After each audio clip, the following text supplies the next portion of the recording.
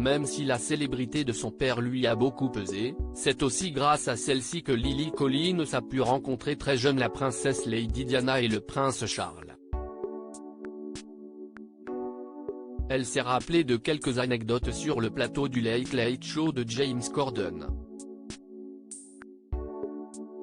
Lily Collins n'a vraiment pas eu une enfance comme les autres. Fille du célèbre chanteur Phil Collins, connu pour ses titres In the Air Tonight ou encore Another Day in Paradise, la jeune Lily a parfois souffert de la célébrité de son père. Elle a ainsi confié en 2020 à Public que le divorce de ses parents et la pression qu'elle ressentait l'avaient poussée vers la boulimie. Rester mince était une obsession, j'ai découvert que le truc le plus efficace était de mettre plusieurs doigts au fond de la gorge. J'ai fichu ma santé en l'air, a-t-elle avoué.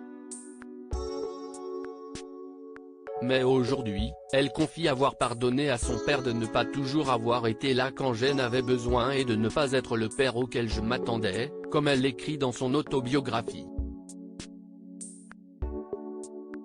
Je pardonne les erreurs que tu as commises.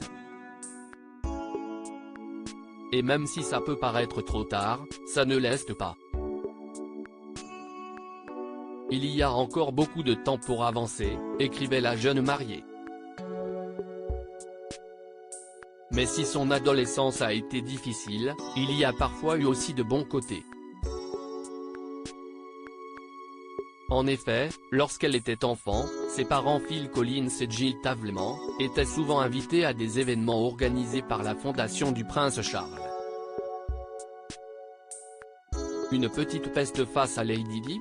Ainsi, Lily Collins se relate sa rencontre avec la princesse Diana lorsqu'elle était très jeune. On m'a raconté ce qui s'est passé.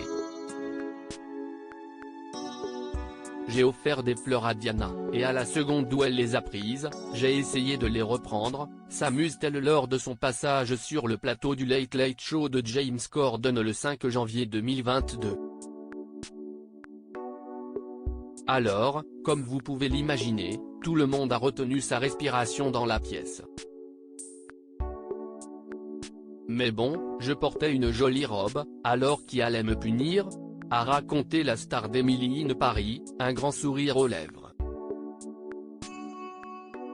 Et si elle s'est montrée joueuse avec Lady Di, elle n'a pas été en reste avec le prince Charles. On m'a aussi raconté qu'une fois, quand j'étais petite, j'étais en train de jouer avec des jouets en compagnie du prince Charles, et je me suis mise à lui lancer quelque chose sur la tête, comme un jouet en forme de téléphone.